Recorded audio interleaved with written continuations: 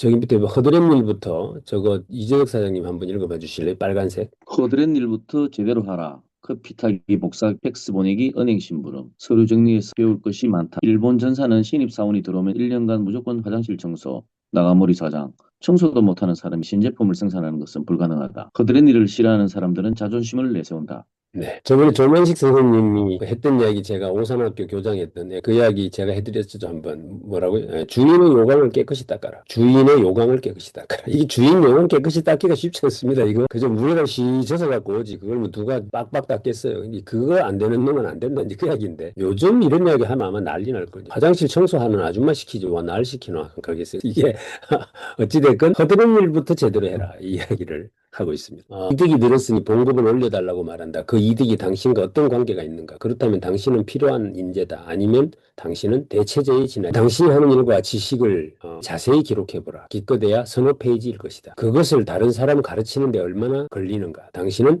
몇 년을 그리 살았다. 신입사원과 다를 바 없다. 이게 이제 고참 사원들한테 하는 이야기. 네가 뭐 안다고 하는 거 한번 적어봐라 종이에. 그러면 세 페이지 이상 못 적는다는 거예요. 지가 안다고 해봐야. 그러면 그게 뭐가 그렇게 대단하길래 월급을 더 달라 하냐 이제 이런 이야기를 하고 있죠. 그래서 자기 투자를 하여 당신을 비싸게 만들어라. 그래야 몸값이 올라간다. 라는 이야기를 적습니다. 오늘 다들 갑자기 많이 조용합니다. 이게 조금 불편하실 수 있을 것 같은데 밑에 그러나 빨간색으로 된 글씨를 누가 한번 읽어봐 주실까요? 선생님 한번 읽어봐 주실까요?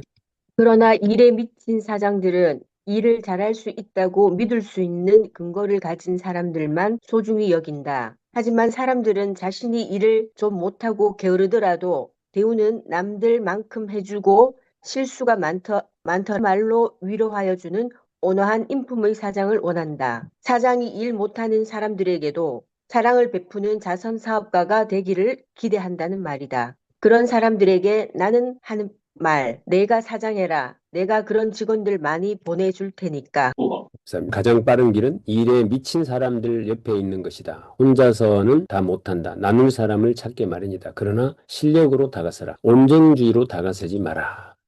말하라. 평생을 일 중독자로 살라는 말은 결코 아니다. 우리 인생의 목적이 평생 일하는 데 있는 것은 결코 아니다. 일을 빨리 마치려면 머릿속에 든 것이 많아야 한다. 그러므로 제발 좀 공부해라. 반복되는 일은 개선시켜라. 개선 없이는 일하는 시간을 줄일 수가 없다. 빨리 일을 끝낼 방법을 반드시 찾아라. 김 원장님은 하는데 걸리는 시간이 커트는 보통 얼마 걸려요? 하여튼은 잡고 있습니다. 그게 또 50분씩 걸리는 사람도 있어요? 있죠. 있어요. 네, 신입 부대원들. 신입생들.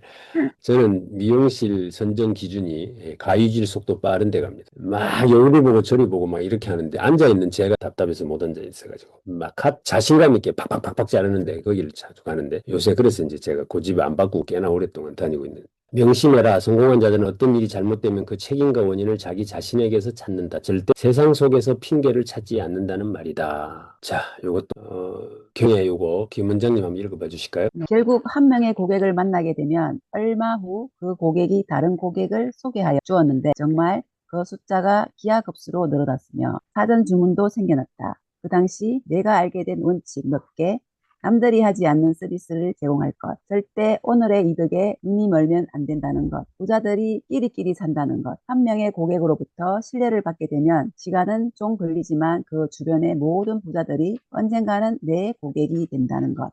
접시 닦는 알바를 하더라도 미친 듯이 해라. 그 일로 일어날 일은 어마어마하다라는 이야기를 하고 있습니다. 이 대가에 대한 법칙, 이래서 두 가지를 소개하는데 당신이 보여주지 않는 한 국물도 없다. 더 많이 주면 더 열심히 하겠다고 징징거리는 놈 치고 제대로 하는 놈 없다. 보상의 수레바퀴는 처음에는 천천히 돈다. 라는 이야기. 그러니까 우리가 베니핏이 빨리 오는 게 아니라 클수록 천천히 온다 이런 이야기를 하고 있습니다. 사람 위에 사람 없고 여기를 우리 선생님 한번 읽어봐 주실까요? 사람 위에 사람 없고 사람 밑에 사람 없다고 사람은 누구나 평등하다고 그것을 믿는가? 모든 사람들이 평등하다는 말은 이론적으로 그렇다라는 말일 뿐이며 그런 사회가 되어야 한다는 희망의 표현뿐이다. 사람이 모두 평등한 경우는 생로병사와 진압해서 뿐이다. 내 말이 여전히 귀에 거슬린다면 사람들은 모두 평등하지만 그 사람들이 만들어내는 일의 결과들은 절대 평등하지 않다고 말하면 어떨까? 모든 중국 음식의 주방장들이 평등한 인간이라고 해서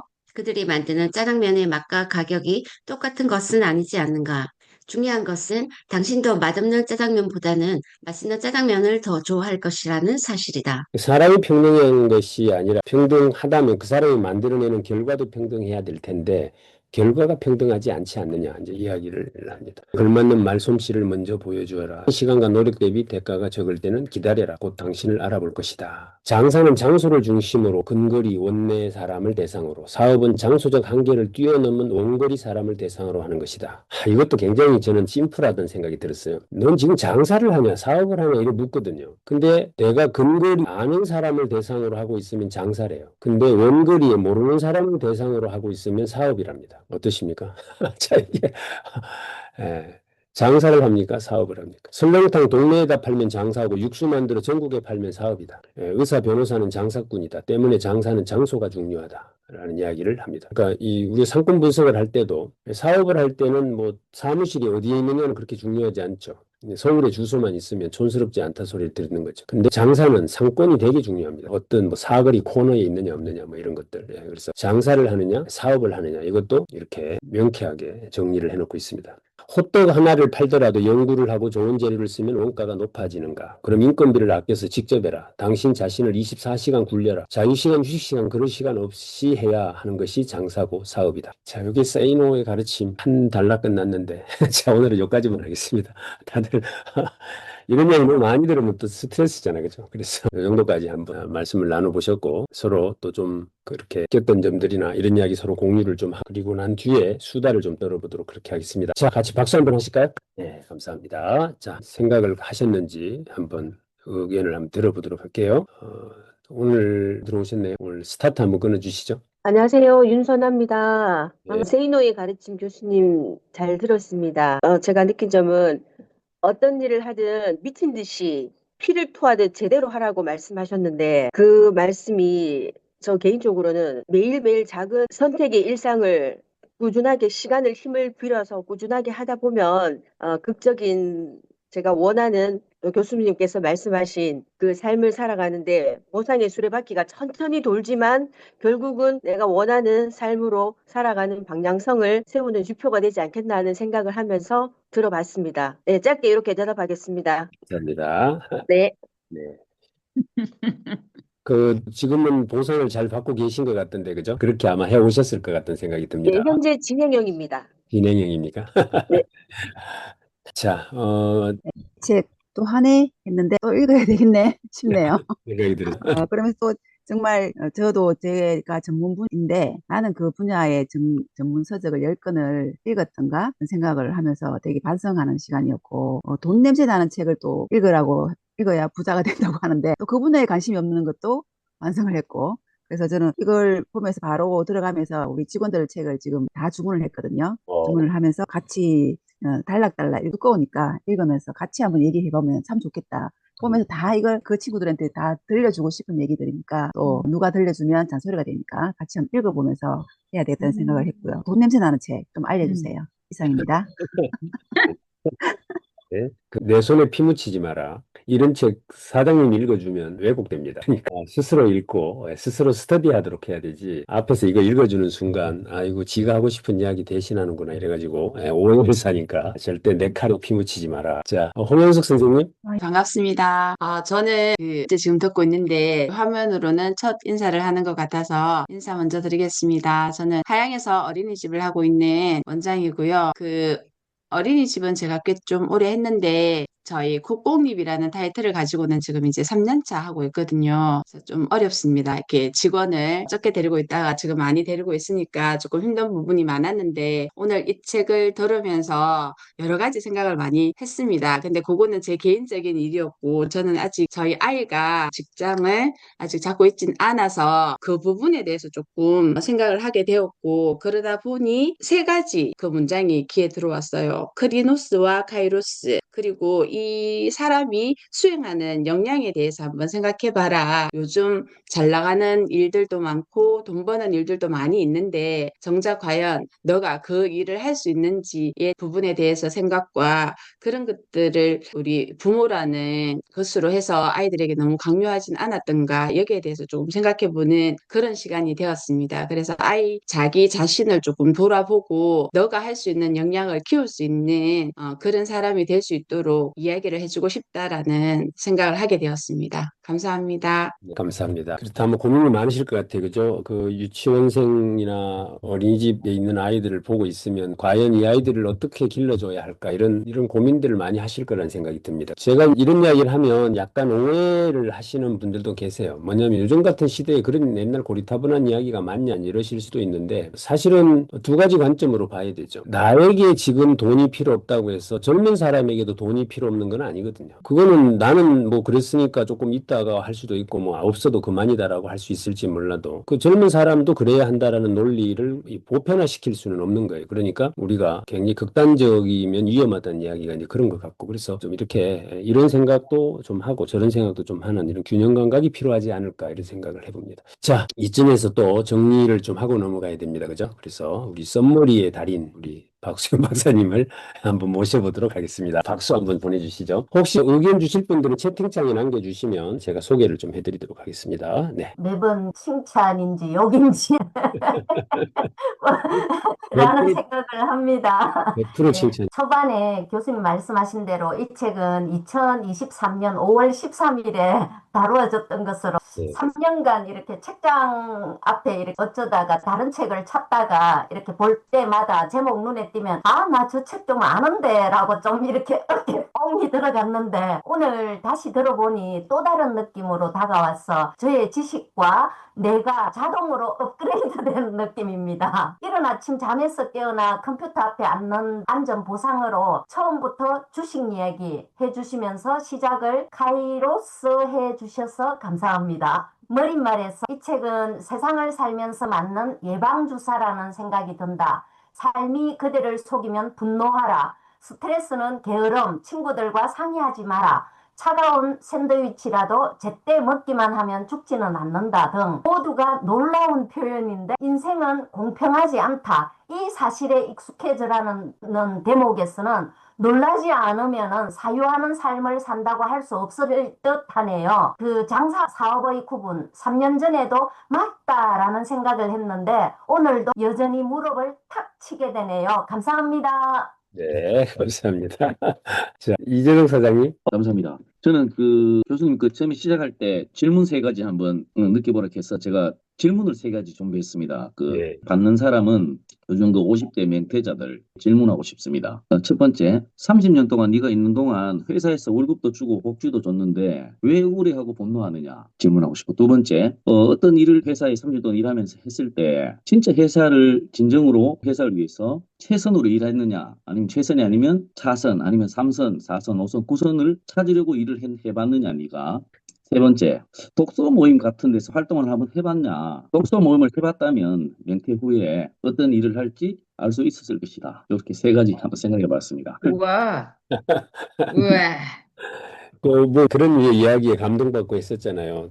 퇴직을 앞둔 목수에게 집을 한 채 지어라 이렇게 하니까 퇴직 앞두고 있는데 지금까지 나를 부려먹네 이러면서 집을 대충 지었다는 거 아니에요. 예, 그 사장이 그 집 키 열쇠를 그 사람에게 주면서 자네 퇴직 기념으로 선물이네라고 해서 줬다는 거 아니에요. 그러니까 이게 그러면 저 자재 좋은 곳으로 꼼꼼하게 좀 지었을 텐데 대충 지었는데 지가 살 집일 줄 어떻게 알았겠어요. 뭐 그렇게라도 주니까 고맙죠. 뭐. 아무튼 감사합니다. 또 이정수 사장님.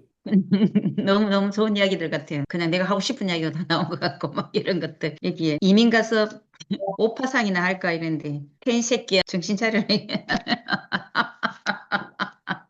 팬 새끼야 뭐 이렇게 나와가지고 그래서 그런 말들 안 하지 않습니까? 주변에 할 수도 없고 특히 그렇습니다. 아들에게 며느리에게 하고 싶은 말이 이만큼 있는데 못하고 막 이런 것들 답답함이 있는데 성공 메커니즘을 단순하게 하고 반복하게 하면 잘하게 되고 또 성과가 나니까 즐거워서 내가 또 더 하고 싶어지고 지속되고 이런 것들을 잘 갖고 있는 우리 최병철 원장님이 이런 독서 모임을 진행하니 나날이 이렇게 발전하고 사람들이 많이 모이는 것을 보게 되는데요. 그렇죠. 10권의 책을 가지고 10번을 반복하면 그 분야의 전문가가 되는 거죠. 미친 듯이 피를 토하듯이 재밌게 살 수 있는 여러 가지가 있는데 지금 막 사람들이 AI 시대에 외롭다 외롭다 이러면서 공간을 만드는 그런 곳들도 많이 만들고 이런 것들 주변에서 이제 보게 되는데 그렇죠. 이 시대에 내가 무엇을 해야 될 것인가, 이 나이에 내가 무엇을 해야 될 것인가, 다른 사람에게 질문하기 전에 저에게 질문해보고 또 세이노 72살, 70 이렇게 된 사람 한번 만나고 보고 싶다 뭐 이런 생각이 이 책을 또 읽으면서 막 느끼게 되는 그런 아침, 훌륭한 아침이 되었습니다. 감사합니다. 네, 감사합니다. 자, 정영숙 교수님은 이제 아침 시간에 수업이 없으신가? 이거 끝나고 난 뒤에 수업이 아, 있습니다. 한 말씀. 네네. 네.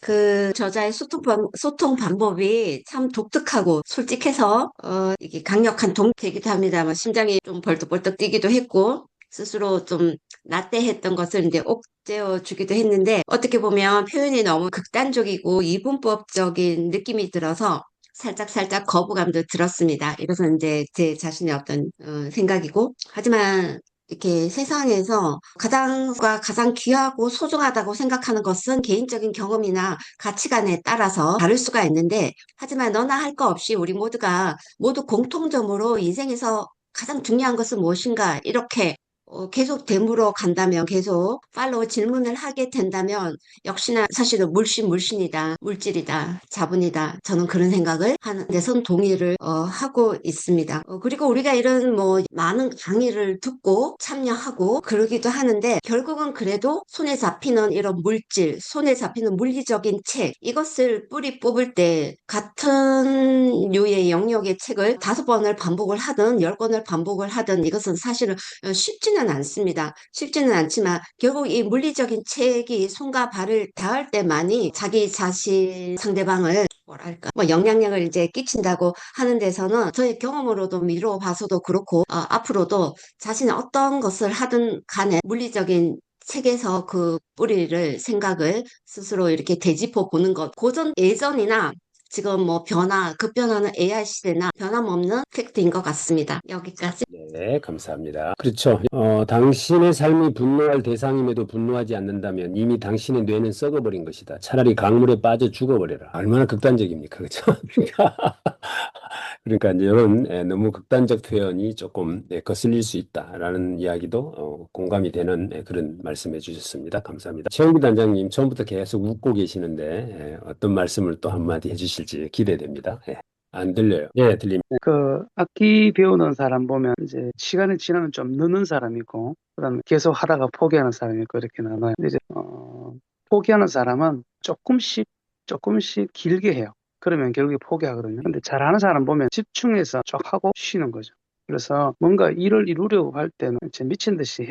그래야만 성과가 나지. 그냥 조금씩 취미같이 하는 사람은 평생 고만고입니다. 그게 오늘 좀 생각이 드네요. 맞습니다. 다 하신 거예요? 짧게.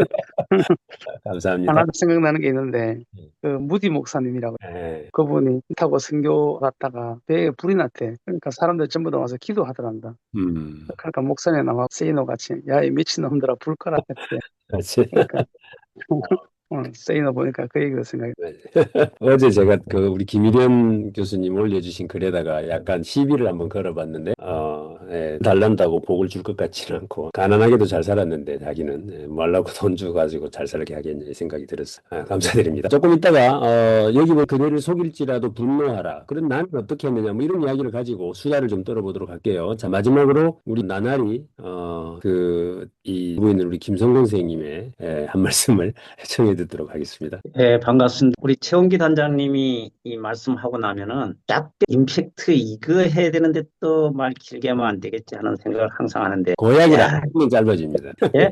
방고약을 안 하시면 짧아지는데 자꾸 그래서 뭐 할 말은 많은데 다 생략하고, 제가 지난주에 어른의 느슨함이라는 그 일본 의사가 쓴 책이 있는데, 이 책하고 오늘 세이노는 완전히 극단이에요, 극단. 예. 우리는 항상 그 이쪽 저쪽에서 내가 선택하는 거예요.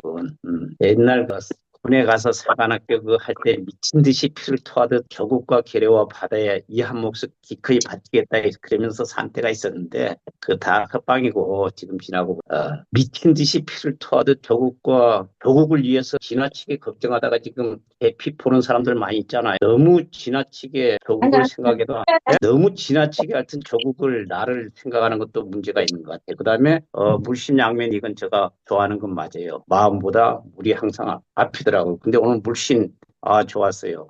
물신의 신은 신도 좋지만 몸에도 물이 아주 좋다.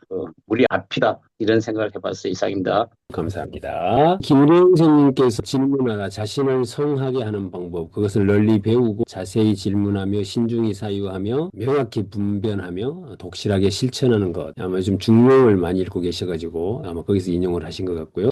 강순남 선생님께서 김순남 선생님 맞나요? 요새 제가 눈에 좀 문제가 와가지고 국회도 연수 중입니다. 교육 잘 듣고 수다방 잘 듣고 있습니다. 일본에서도 북새통에 참여하고 있습니다. 와우. 일본에서 동시 접속 중이시랍니다. 한 말씀 해주실까요? 이번에 우리 대통령도 다녀오셨는데 한 말씀 가능하실까요? 예.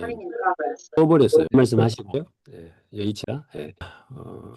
북해도에도 눈 많이 왔을 것 같다. 그죠? 아무튼 좋은 여행 되시길 바라겠습니다. 자, 이렇게 해서 몇 분 의견을 좀 들어봤고, 혹시 더 말씀하실 분 계실까요? 예, 안 계시면 지금부터 바로 수다방으로 전환을 해서 수다를 떨어도 조금 우리가 포커싱을 좀 할 필요는 있을 것 같아요. 그래서 여기서 오늘 나왔던 가장 큰 문장 중에, 여기 요 내용이었죠. 삶이 그대를 속이면 분노하라. 예, 속이면 슬퍼하거나 노하지 말라고 했던 푸시킨의 이야기와 반대되는 이야기에 대한 이야기를 가지고 수다를 좀 떨어볼 테니까 한번 이렇게 참여해서 뭐 이런저런 이야기 자유롭게 나누시면 좋겠습니다. 이거 사회 진행을 안 하니까 여러분들끼리 중간에 끼어들어도 되고 말 끊어도 됩니다. 그래서 편안하게 서로 수다를 좀 떠시는데 이것도 시간 제한은 하겠습니다. 나중에 언제 나가야 되나 눈치 보는 분들이 계시더라고요. 그래서 8시 30분이 되면 예외 없이 그냥 딱 끝내는 걸로 할 테니까 이렇게 자유롭게 대화를 나눠보시면 좋겠습니다. 자, 박수하시면서 오늘 북새통 주말 독서 경영 아카데미는 마치도록 하겠습니다. 네, 박수하시고요. 지금부터는 자유롭게 이 주제를 가지고 대화를 나눠주시면 되겠습니다. 자, 누가 먼저 스타트를 한번 끊어볼까요? 지금부터 자유롭게 대화를 나누세요. 네. 저는 그 삶이 나를 속인다 부분에서 지금까지 이 나를 속이는 것은 뭐 이렇게 팔자가 운명이다라고 이렇게 받아들였고요. 그 대신에 제가 사회적으로 불의를 보면은 좀 참지 못하는 그런 경향이 있었는데 오늘 이야기를 여기 딱 들어보니까 이렇게 반대로잖아요. 푸시킨이 말한 것은 삶이 나를 속여도 받아들여라고 여기서 say no라 받아들이지 말라는 이 얘기를 딱 들으면서 머릿속에 떠오른 게 그래 맞다. 삶이 나를 속이는 게 바로 사회적으로 하나는 그러면은 제가 지금까지는 불의를 보고도 던 건데 나는 불의에 반대한다고 이렇게 반발한다고 생각을 했고요. 그건 잘못된 생각이었다. 그래서 이 삶이 나를 속이면 거기에 반발하라는 것은 불의를 보고 참지 말라, 침묵하지 말라는 뜻으로 이렇게 받아들였습니다. 참 좋은 시간이었습니다. 저는 이 생각을 했어요. 화라 이 말이 누구하고 싸워라 이런 뜻으로 생각하지는 않았고 화를 낸다 또는 분노를 느낀다 라고 했을 때 화는 표출되는 분노는 느끼는 것이라고 본다면 여기서 분노하라는 말은 너 스스로에 대해서 그것을 이렇게 자극을 받아라 이제 이런 개념으로 해석을 하면 크게 무리가 없는 문장인데 우리가 분노와 화를 동일시해서 해석을 하면 자칫 뭐 성질 부리고 이래라는 것처럼 들릴 수 있다. 그래서 좀 의미적으로 접근해보면 그렇잖아요. 우리가 뭐 좀 억울한 일을 당하거나 내가 막 열심히 한다고 했는데 승진이 안 됐거나 이러면 거기서 자기 스스로에게 분노할 줄 알아야 되는데 아이고 뭐 팔자지 뭐 이렇게 생각하면 이제 곤란하지 않냐 이제 이런 맥락으로 보면 저는 뭐 그렇게 자극적이지 않게 들려요. 저한테는. 그래서 그런 생각을 해봤습니다. 김 원장님은 삶이 그대를 속인 적이 있어요? 없는 것 같아요. 없어요? 네. 다 제가 만들어 놓은 것 같고 저는 이거에서 분노하라고 하니까 분노하기보다는 금방 교수님 얘기하는 것처럼 답을 찾기 위해서 질문을 하고 뭐 적어봐라 그거를 적어보고 싶네요. 저는 이걸 옛날부터 들었던 이야기인데 오늘 이 책을 듣고 이걸 보니까 그러면 그거 한번 적어봐라. 그러면 분노하기 하는 에너지보다는 적어봐라. 네. 지금 화면에 보이시죠? 문장 중간에 있는 패러그래프 저기 보면 거기에 답이 좀 적혀 있어요. 비굴하게 질질 끌려가지 마라. 당신이 분노해야 할 대상은 이 세상이 아니라 당신의 현재 삶에 먼저 슬퍼하고 분노하면서 노라고 말해라. 그 뒤에를 읽어보면 나름 답이 있는 내용이에요. 여기 보면 현재의 삶이 절망스럽고 괴롭고 암흑에 쌓여 있는 것 같이 보이는가? 그렇다면 이제 분노하라. 분노를 느끼는 사람만이 닫힌 문을 세게 쾅쾅 두드릴 수 있다. 이렇게 돼 있으니까. 근데 우리는 자꾸 요즘 세뇌됐어요. 이제 약간의 뭐든지 긍정적으로 생각해라, 받아들여라, 뭐 다 네 탓이다, 요즘 좀 이렇게 편향되는 경향들이 좀 많은 것 같다는 생각은 개인적으로는 합니다. 갑자기 말하라 그러니까 갑자기 조용히 됐네. 삶이 그대를 속일지라도 속고 속는 거죠. 뭐 속고 속는 건데 그래도 참고 견디면 된다. 우리 너무 많이 속고 살잖아요, 사실은. 근데 내가 속이는 것도 많아요. 나는 오늘 여기서 이런 말을 하면 이상하지만 아무리 생각해도 대구 이쪽 분들은 나하고 너무 많이 달라요. 대부분이. 근데 그분들이 잘못 역사 공부를 한 건지 내가 역사 공부를 잘못한 건지 이런 거 참 판단하기가 어려워요. 그래도 참아야지 어때요? 어떤 측면이 참다 보면 되겠죠, 뭐. 구체적으로 어떤 것들이 아니, 정치적인 그런 모습에 경험을 하고 이런 거에도 여전히 지지하고 이런 것들을 보면 경험을 했는데도 지지를 한다? 이런 것들 내가 속고 있는 건지 내가 잘못하고 있는 건지 그네들이 잘못하고 있는 건지 뭐 이런 거예요. 그걸 이렇게 보면 그래야죠. 속았다라는 말은 기대했다는 말일 수도 있잖아요. 예. 나는 속았다는 말은 하지 않거든요. 기대값이 큰 거 아닌가?